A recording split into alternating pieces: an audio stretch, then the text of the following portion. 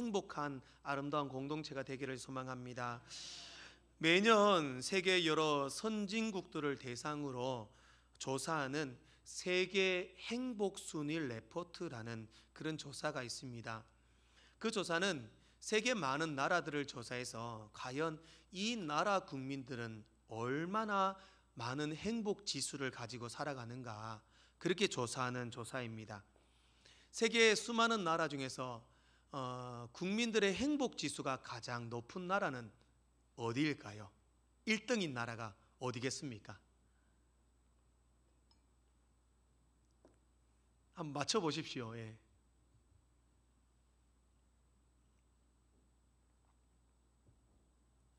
너무 황당하죠. 예. 1위는 핀란드라고 합니다.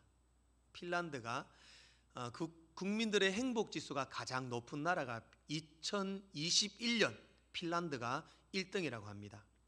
2등은 아이슬란드, 3위는 덴마크, 4위는 스위스, 5위는 네덜란드입니다. 북유럽, 즉 유럽 국가들이 복지가 잘 되어 있기 때문에 행복 지수가 아주 높다라는 그런 결과가 나왔습니다. 그러면 이제 우리나라는 과연 몇 위일까요? 어느 정도 된다고 생각합니까?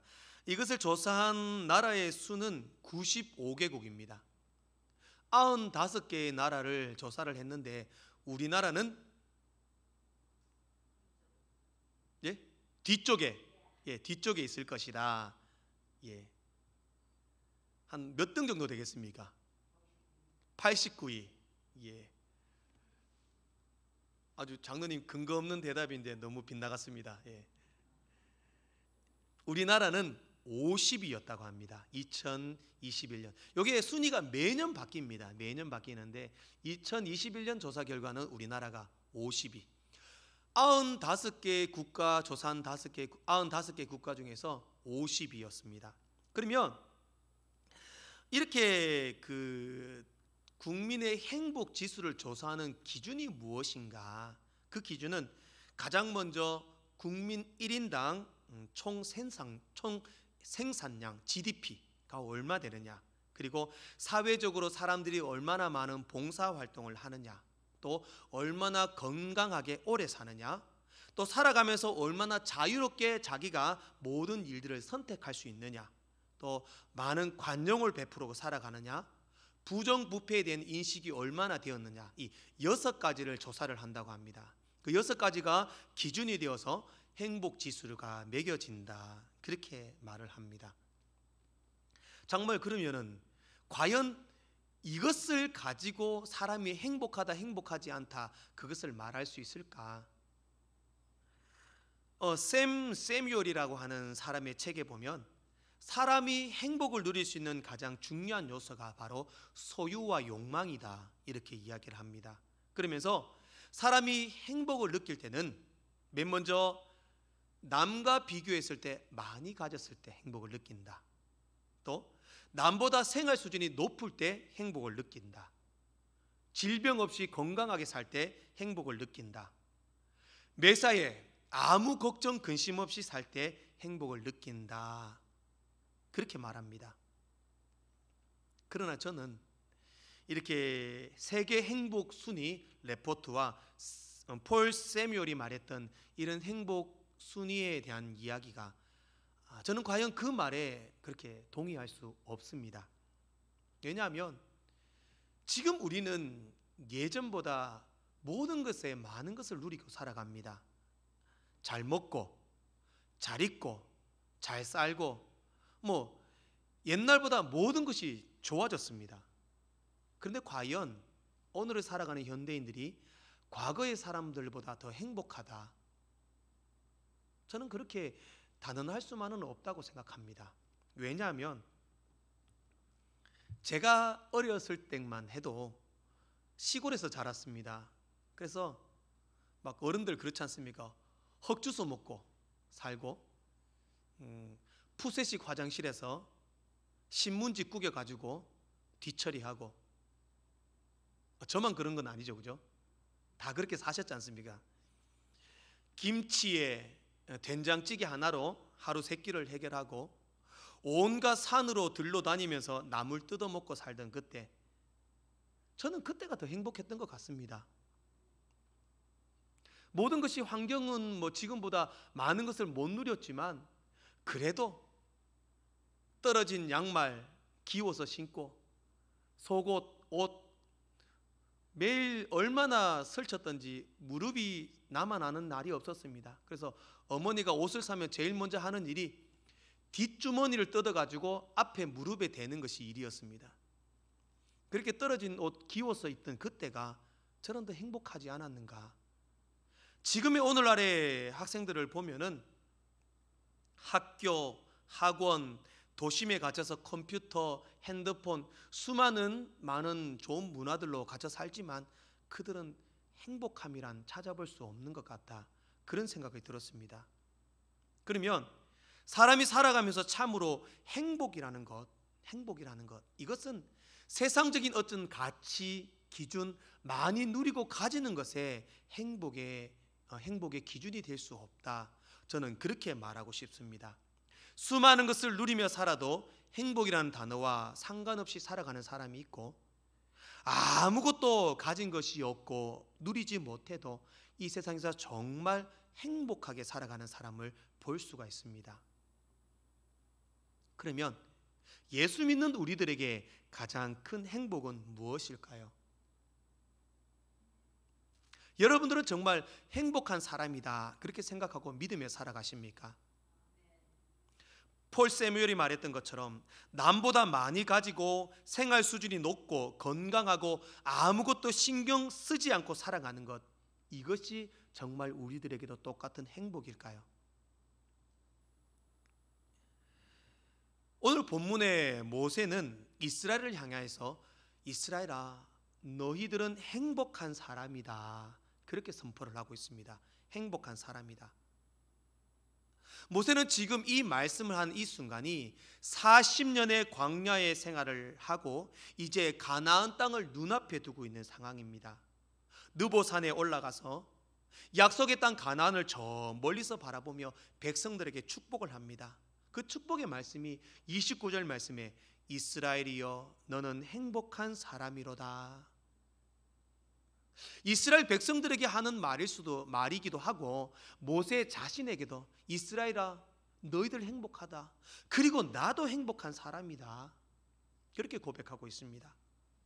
모세는 지금 가나안 땅을 바라보는 현실에서 이제는 모든 것을 내려놓고 죽음을 앞두고 있습니다.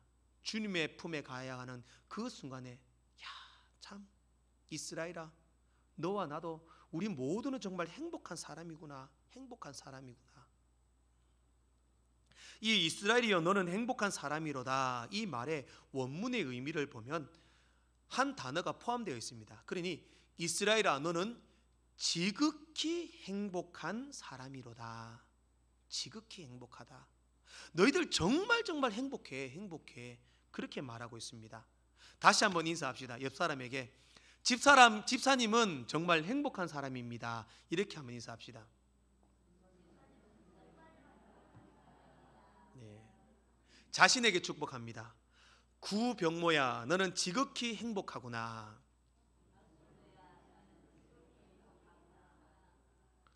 오늘 모세가 이스라엘 백성들에게 고백했던 것처럼 우리 모두는 지극히 행복한 사람임을 믿습니다.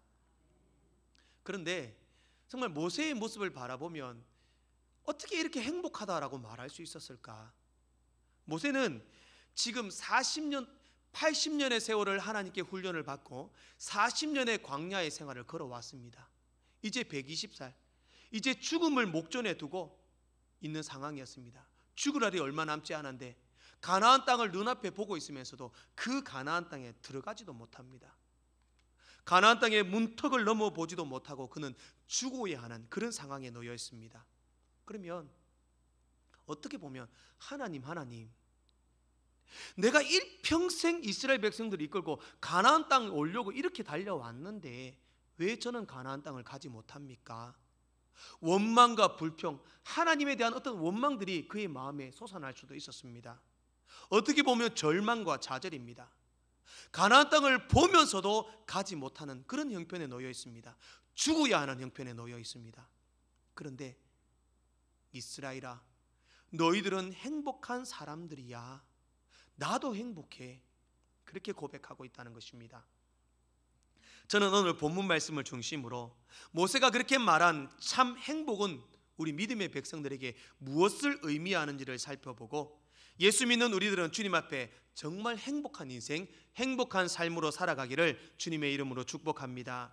첫 번째로 우리는 하나님께서 도우시는 사람이기에 우리는 행복한 사람입니다. 26절 말씀입니다. 여수르니여, 하나님 같은 이가 없도다. 그가 너를 도우시려고 하늘을 타고 궁창에서 위엄을 나타내시는도다.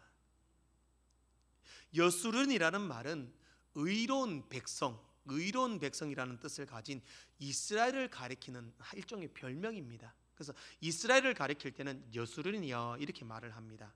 그래서 여수른에게, 이스라엘에게 모세가 말합니다. 하나님 같은 이가 없다. 하나님 같은 이가 없다. 너희를 도우시려고 하늘을 타고 궁창에서 위엄을 나타내신다. 그렇게 말씀합니다. 시적인 표현입니다. 굉장히 시적인 표현인데 이런 표현들이 성경에는 자주 등장합니다. 시편 18편, 시편 68편, 이사야 19장에 보면 하나님께서 하늘을 타고 오신다, 구름을 타고 오신다, 궁창에 임재하신다, 그런 표현이 자주 등장합니다. 이 표현에 대해서 학자들은 천지 만물을 창조하신 하나님의 영광과 하나님의 권능을 표현하는 것이다. 즉 그러면 하나님이 우리를 돕기 위하여 하늘의 영광 가운데 하늘의 영광과 권능을 가지고 우리에게 찾아오신다, 그런 의미입니다. 이 땅을 살아가는 우리 모든 백성들을 도와주시려고, 저희들의 힘들과 어려움 가운데 있는 우리들을 도와주시고 도와주시려고 하늘의 영광을 동원하여서 창조주 하나님께서 하늘의 권능을 타고 궁창을 타고 위엄 있게 우리에게 찾아오신다, 그런 의미입니다. 이것을 조금 어려운 말로 설명을 하면 하나님의 개입입니다. 오늘 우리의 삶에 찾아오셔서 하나님이 개입하시고 간섭하신다라는 것입니다. 내가 살아가는 삶의 길에 찾아오셔서 개입하셔서 내 삶의 걸음을 인도해 주십니다. 우리의 가정 속에 찾아오셔서 개입해 주시고 내 가정을 지켜 주십니다. 나의 건강 속에 찾아오셔서 개입해 주셔서 내 건강에 은혜를 더하여 주십니다. 이것이 하나님의 도우심입니다. 하나님의 개입은 항상 우리를 돕기 위한 개입입니다. 지금 이 순간도 하늘에서 우리를 지켜보시고 내 사랑하는 자녀들이 힘들지 않을까, 내 사랑하는 성도들이 아파하지 않을까, 절망 가운데 있는 영혼은 없을까, 그들을 살펴보시다가 그들을 도우시기 위하여 우리 삶에 찾아오셔서 개입하신다라는 것입니다. 또 오늘 본문 27절 말씀에 보면은 영원하신 하나님이 내 처소가 되시니 그의 영원하신 팔이 내 아래에 있도다. 그가 내 앞에서 대적을 쫓으시며 멸하라 하시도다 라고 말씀합니다. 하나님이 우리의 처소가 되십니다. 우리의 안식처가 되십니다. 우리의 피난처가 되십니다. 그런데 하나님의 그 팔이 어디 있다고 말합니까? 우리 아래에 있다라고 말씀합니다. 하나님의 그 팔이 우리의 아래에 있다. 우리를 이렇게 안아주시는 겁니다. 안아주시고 붙들어주시고 세워주시는 것입니다. 모세는 지난 시간 동안 수많은 삶의 여정이 있었고 광야의 그런 고난스러운 일이 있었지만 그때마다 하나님이 개입하셨고 도와주셨고 팔로 안아주셔서 지금까지 인도하여 주셨던 하나님을 체험하게 되었습니다. 하나님 팔로 보호해 주셨습니다. 홍해의 바다를 마른 땅처럼 건너게 해주셨습니다. 전쟁이라고는 한 번도 해보지 못한 백성들이 아말렉과 전쟁에서 이기게 해주셨습니다. 왕의 대로에서 맞는 수많은 대적들을 이기게 해주셨습니다. 물이 없을 때 물을, 먹을 것이 없을 때 만나와 메추라기를, 수많은 순간순간 가운데 하나님이 간섭해 주시고 인도해 주시고 도와주셨습니다. 우리가 인생을 살아갈 때도 우리의 힘과 우리의 능력으로 해결하지 못한 일들을 만날 때가 너무나 많이 있습니다. 그때 우리는 힘의 한계에 다다르기도 합니다. 그때 우리는 하나님께 도움을 구해야 합니다. 하나님, 내 인생에 찾아오셔서 나의 삶에 개입하여 주셔서 나를 도와주시옵소서. 주님의 그 전능의 손길을 바라시고 믿을 수 있기를 소망합니다. 시편 61편 1절 말씀에 말씀합니다. 하나님은 우리의 피난처요 힘이시니 환난 중에 만날 큰 도움이시라. 아멘. 하나님이 우리의 힘이 되십니다. 우리의 방패가 되십니다. 피난처가 되십니다. 우리의 큰 도움이 되십니다. 그러기에 우리는 어떠한 일에도 기뻐하며 찬송할 수 있는 것입니다. 1989년 노숙자 쉼터에서 자원봉사를 하던 조시 에이어라고 하는 분이 있었습니다. 이분이 어떤 사역을 했냐 하면 미국 사람들 가운데 노숙자, 특별히 노숙자 중에 여성 노숙자를 이렇게 데려와 그분들을 쉬게 하고 위로하는 그런 사역을 했습니다. 노숙하는 여성들을 데리고 와서 계속해서 사역을 했는데 정말 이분들을 위로하고 먹을 것을 주고 쉬게 해주는 것보다 뭔가 이 사람들에게 할 일을 줘야겠다, 그렇게 고민을 했습니다. 그런데 정작 이들을 위해서 내가 무엇을 할까 고민하다가 보니까 마땅히 할 것이 생각이 나지 않습니다. 그래서 그때부터 하나님께 기도했습니다. 하나님, 지혜를 주십시오. 저분들에게 뭔가 일을 주고 할 수 있는 일을 만들어줘야 하는데 무엇을 해주는 것이 좋겠습니까? 계속 기도했습니다. 그때 하나님께서 어떤 응답을 주셨냐 하면, 조시 에이어, 네가 할 수 있는 작은 것부터 해봐라. 내가 도와줄게. 무엇이라도 작은 일을 한번 시작해봐. 내가 도와줄게. 하나님께서 도와주신다는 그 음성이 들리더라는 것입니다. 그래서 지금 자기에게 얼마가 있냐 수중의 금액을 보았더니 우리나라 돈으로 한 60만 원 정도, 자기가 가진 돈이 그것이 전부였다고 합니다. 그래서 그 60만으로 무엇을 했냐, 시장에 가서 60만 원치 콩을 샀습니다. 콩을 사가지고 그 콩으로 스프를 만들었습니다. 우리나라 말로 죽을 만들어가지고 그 스프를 만들어서 사람들에게 판매를 하기 시작했습니다.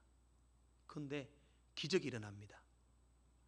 맛있다고 수많은 사람들이 그 스프를 사는 것입니다.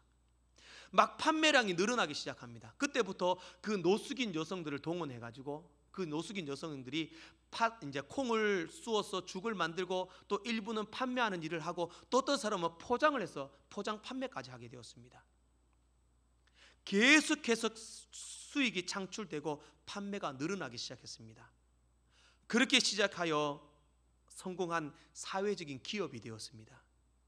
그 사회적인 기업이 바로 위먼스 빈 프로젝트라는 미국에서 가장 성공한 사회적 기업이 되었던 것입니다. 하나님께서 그의 삶에 개입하셔서 도우시면 엄청난 기적이 나타난다는 사실입니다. 저는 생각했습니다. 콩이 뭐가 맛있길래 그렇게 잘 팔렸는가? 하나님이 도우셔서 무엇이라도 시작해봐, 내가 도울게, 그 기적의 역사가 나타났던 것입니다. 그래서 저도 오늘 이 설교를 준비하면서 어젯밤에 우리 장족발 신라당 베이커리도 하나님이 도우신다면 이만한 큰 기업체가 될 수 있다, 그런 믿음의 확신이 생겼습니다. 하나님이 도우심을 믿고 나아가신다면 기적이 일어날 것입니다. 사랑하는 성도 여러분, 우리 하나님은 이렇게 우리의 삶에 개입하셔서 도우십니다. 여러분의 삶에도 친히 개입하셔서 도우신다는 사실을 믿으시기 바랍니다. 그 도우심에 하나님이 계시기에 우리는 행복한 사람이다, 그렇게 말할 수 있는 것입니다. 두 번째로, 하나님께서 나에게 은혜를 베푸시기 때문에 나는 행복한 사람입니다. 28절 말씀을 같이 한번 읽어보겠습니다. 28절 말씀입니다. 시작.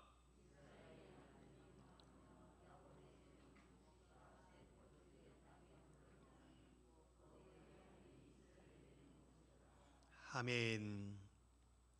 이스라엘이 안전이 거하는데 특히 곡식과 포도주의 땅에는 야곱의 샘이 있다. 샘이 있다 이렇게 말씀합니다. 물을 구하기 힘든 지역에 샘이 있다는 것은 물 걱정 없이 곡식과 포도의 농사를 지을 수 있다는 것을 의미합니다. 또 하늘에서는 이슬이 내리는 곳입니다. 그곳에서 샘도 있고 곡식과 포도를 농사를 짓는데 그곳에는 우물물이 있고 또 그곳에는 하늘에 이슬이 내리는 곳이다 이렇게 말씀합니다. 성경에서 이슬은 은혜와 복을 상징합니다. 하나님의 백성이 있는 곳에만 이슬이 내리고 샘이 있고 하나님의 축복이 있는 장소가 바로 하나님의 백성이 있는 장소다, 그런 말씀입니다. 너무나 크신 은혜요, 너무나 큰 복입니다. 은혜라는 것은 받을 자격 없고 공로 없지만 하나님께서 거저 주시는 선물이 은혜입니다. 우리가 아무 생각 없이 살아가면 무엇이 은혜인지 무엇이 사랑인지 깨달을 수 없습니다. 그러나 잠시만 우리의 삶의 걸음을 멈추고 지나간 시간들을 한번 회상해 볼 수 있기를 원합니다. 한번 지나간 시간들을 돌아볼 수 있기를 원합니다. 모든 것이 은혜입니다. 은혜 없이는 지금까지 오지 못했습니다. 여기 앉아 있는 것도 은혜입니다. 예수님 믿고 주님의 자녀가 된 것도 은혜입니다. 이만한 가정, 이만한 행복, 이만한 건강 주심도 은혜입니다. 그래도 이렇게 좋은 교회에서 시원하게 예배 드릴 수 있는 것, 하나님의 자녀 된 것, 가장 큰 은혜입니다. 잔 비비어의 은혜라고 하는 책에 보면은 이렇게 쓰고 있습니다. 요즘 들어 은혜에 대한 말들이 많지만 아직도 은혜를 충분히 이해하지 못하는 그리스도인들이 많다. 두말할 나위 없이 은혜는 그리스도 안에서 우리의 구원과 삶의 기초가 된다. 내가 구원받은 것도 은혜고 내가 살아가는 삶의 모든 것이 하나님이 주신 은혜 속에 있다. 그렇게 말하면서 마지막 표현을, 은혜는 하나님의 나를 향한 과분한 호의이다, 그렇게 기록하고 있습니다. 우리는 하나님의 과분한 호의를 받았습니다. 내가 무엇이간데, 내가 어떤 자격과 조건이 있기에 하나님 나에게 은혜를 베푸셔서 예수님 십자가 대 속에 은혜로 죽게 하셨고 또 그 십자가를 믿음으로 천국 백성, 영생을 소망하는 구원받은 백성을 삼아 주셨습니까? 그것이 은혜입니다. 말할 수 없는 은혜입니다. 엄청난 호의를 베푸신 하나님의 은혜라는 사실입니다. 2011년 강변에 서다라는 글로 신문 문학상을 받은 이서진이라는 여성이 있습니다. 이분은 20살의 꽃다운 나이에 교통사고가 나게 되고 온몸이 마비가 됩니다. 매일매일 지옥같이 살았고 절망에 빠져 있었습니다. 그녀는 매일 하는 생각이, 나는 죽어야 한다, 죽어야 한다. 어떻게 죽을까, 어떻게 죽을까, 어떻게 하면 죽을 수 있을까, 그 생각만 하고 살았다고 합니다. 온몸이 마비가 되어서 장애인으로 사는 자신이 용납되지 않았던 것입니다.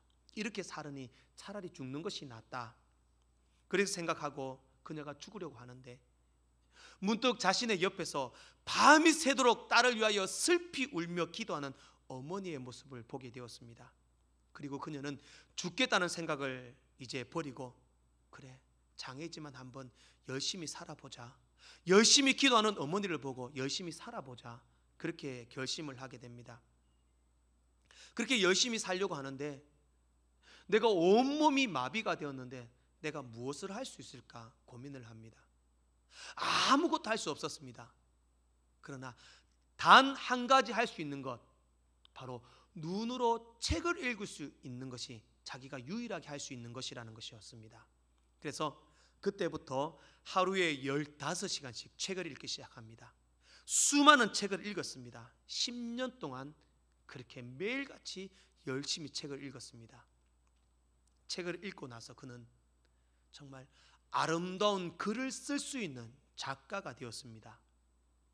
그때부터 막대기를 입에 물고 컴퓨터 자판을 막대기로 두드리면서 이제 글을 쓰기 시작합니다. 그래서 그 글은 수많은 사람들에게 읽혀지기 시작했고, 그녀가 썼던 글을 좋아했던 이현수라는 남자가 바로 전신마비 장애인 이서진에게 청혼을 합니다. 이서진 씨는 받아들이지 않습니다. 어떻게 나는 장애인인데 결혼해서 정상적인 삶을 살 수 없습니다. 그렇게 거부를 했지만 이현수 씨의 끊임없는 구애로 결국에는 결혼을 하게 되고, 또 남편의 적극적인 원조로 그는 이제 전업 작가가 되었습니다. 작가에 대해서 수많은 글을 쓰고 그 글이 신문 문학상을 받게 되었습니다. 그리고 그녀는 이제 이렇게 고백합니다. 절망과 고통 속에 있다면 모든 것을 십자가 아래에 내려놓고 십자가를 통하여 부르시는 하나님의 사랑을 제발 바라보십시오. 그러나 이것을 보기가 쉽지는 않습니다. 그러나 그 사랑을 거부하지 말고 받아들이세요. 때로는 우리에게 처한 여건을 받아들이는 것도 믿음입니다. 그리고 온 몸과 마음과 정성을 다하여 참 하나님을 사랑하십시오. 하나님을 경외하십시오. 그분은 우리에게 죽음에서 생명을 주신 것처럼 은혜를 주실 것입니다. 그리고 그녀는 마지막 말을 이렇게 고백합니다. 우리는 참 행복한 사람입니다. 하나님의 은혜가 있기에, 지금도 주님의 은혜가 있기에 우리는 행복한 사람이다, 그렇게 말하고 있습니다. 사랑하는 성도 여러분, 우리는 행복한 사람입니다. 하나님께서 지금 우리 인생 가운데 찾아오셔서 주님의 은혜를 베풀어 주십니다. 우리가 거하는 곳, 우리가 있는 곳에만 하나님의 은혜의 이슬이 내려집니다. 그 은혜를 믿고 달려가십시오. 지금 어떤 형편과 어떤 환경과 어떤 처지에 있을지라도 주님은 내게 은혜를 베풀어 주십니다. 그러기에 나는 행복한 사람입니다. 마지막으로 우리는 구원받은 천국 백성이기에 나는 행복한 사람입니다. 29절 말씀에 말씀합니다. 이스라엘이여 너는 행복한 사람이로다. 여호와의 구원을 너같이 얻은 백성이 누구냐? 그는 너를 돕는 방패시요 내 영광의 칼이시로다. 내 대적이 내게 복종하리니 내가 그들의 높은 곳을 밟으리로다. 아멘.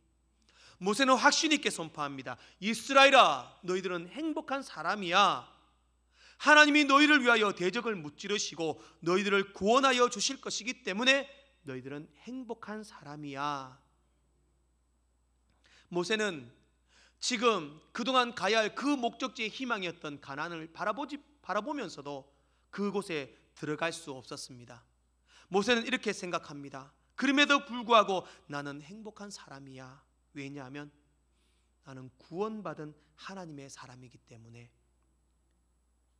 죽음의 순간에도 모세는 확신할 수 있었습니다. 내가 죽더라도 나는 구원받는 천국 백성이기 때문에 나는 행복한 사람이야. 사람이 죽음의 순간을 맞이하면 그 인생이 정말 행복한 사람인지 불행한 사람인지 알 수 있습니다. 시편 90편의 모세도 우리의 연수가 70이요 강건하면 80이라도 그 연수의 자랑은 수고와 슬픔뿐이요 신속히 가니 우리가 날아가나이다 라고 고백했습니다. 아무리 건강해도 사람은 죽습니다. 아무리 행복한 인생이라도 죽음 앞에는 수고와 슬픔뿐입니다.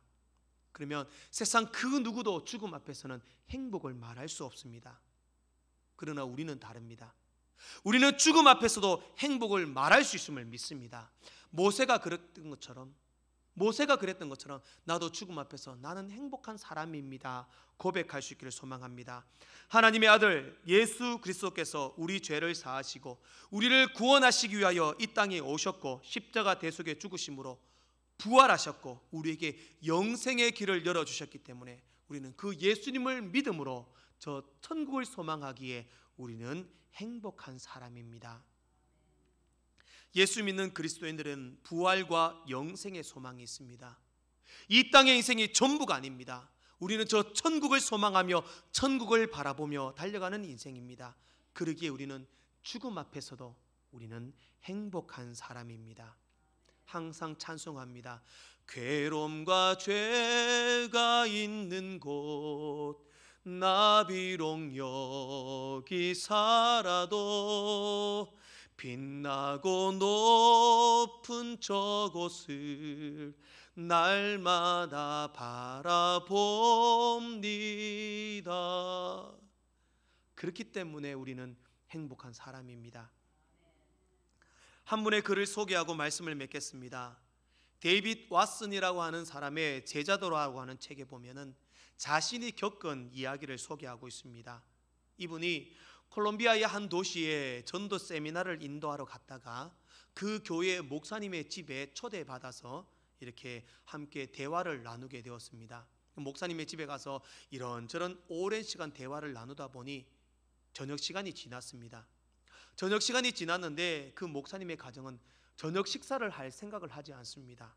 이 데이빗 왓슨이 너무 배가 고파가지고 목사님 혹시 저녁 식사는 하지 않습니까? 이렇게 물으니 그 목사님이 예, 식사를 해야죠 라고 하면서 식사를 준비해 옵니다. 그 식사가 무엇이냐면 삶은 계란 2개와 삶은 감자 2개를 가지고 오는 것입니다. 그래서 그 감자 1개와 계란 1개를 데이빗 왓슨 목사님에게 주시면서 이렇게 목사님 식사하십시오 라고 합니다. 그래서 그 목사님은 그것을 가지고 식사를 하고 자신의 방에 들어와 잠시 쉬고 있었습니다. 그랬는데 이제 그 목사님의 가정의 식구들이 모여서 식탁에서 이야기를 나누고 식사를 하는 모습이 이제 잠시 보게 되었습니다. 그런데 식사를 하는 모습이 다른 음식을 차려온 것이 아니라 데이빗 왓슨에게 주고 남은 삶은 계란 1개와 감자 1개를 7조각씩 나누어 가지고 그 온 식구가 7접시에 나누어서 그 작은 조각을 서로 나누어 먹는 것입니다. 그것을 먹으며 오순도순 행복한 이야기를 하고 아이들과 너무 즐겁게 식사를 하는 모습이 보이더라는 것입니다. 더 충격적인 것은 그 누구도 한 사람의 얼굴에도 불행의 모습은 없더라. 결국 이 데이빗 왓슨이 하는 말이 뭐냐 하면은 결국 많은 것을 가지고 누리는 것이 행복한 것이 아니라 작은 것을 누렸더라도 그 가정 가운데 함께 하시는 예수님과 교제하며 온 식구가 행복하게 살고 있는 모습, 이것이 행복이구나. 이것이 행복이구나. 그 사실을 느끼게 되었다라는 것입니다. 사랑하는 성도 여러분, 여러분은 정말 그리스도 안에서 행복한 삶을 누리고 계십니까? 정말 힘들고 조금 생각대로 안 되고 근심 걱정이 내 삶에 찾아온다고 나는 불행한 사람이다, 내 인생은 왜 이렇게 되는 것이 없을까 한탄하고 괴로워 있지는 않습니까? 저와 여러분들은 우리는 이미 차원이 다른 삶을 살고 있습니다. 왜냐하면 우리는 예수를 믿는 사람이기 때문입니다. 항상 주님은 우리에게 도움을 베푸십니다. 항상 은혜의 손길을 베풀어 주십니다. 그리고 우리는 이 땅을 우리는 바라보고 사는 이 땅의 인간 삶이 아니라 저 천국을 바라보며 영생을 소망하며 영생을 꿈꾸는 믿음의 백성들이기 때문에 우리는 지금도 지극히 행복한 사람입니다. 기도하겠습니다. 하나님 아버지, 은혜를 감사합니다. 지난 한 주간 특별 새벽 기도를 통하여 은혜를 주셨고